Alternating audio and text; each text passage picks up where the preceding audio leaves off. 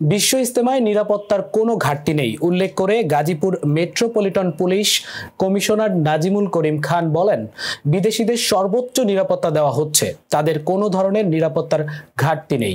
শুক্রবার বিশ্ব ইজতেমা নিয়ে আমেরিকান দূতাবাসের সতর্কতা জারি প্রসঙ্গে Gazipur মেট্রোপলিটনের police commissioner Nazmul Karim Khan police control রুমে সাংবাদিকদের প্রশ্নের উত্তরে একথা বলেন। তিনি বলেন, ওনারা ওনাদের মতো মেজারমেন্ট করেছেন, তবে আমাদের পক্ষ থেকে দেশ বিদেশের মুসল্লিদের কারো নিরাপত্তা ঘাটতি রাখা হয়নি। ইজতেমার পরিবেশ নিয়ে আমরা সন্তুষ্ট।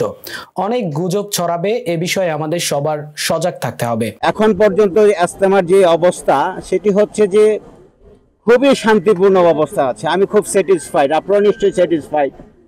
ইজতেমাতে কোনো যানজট নাই, উপরে গাড়ি চলছে, দূরপাল্লার গাড়ি চলছে, নিচেও গাড়ি চলছে, মানুষ চলাফেরা করছে।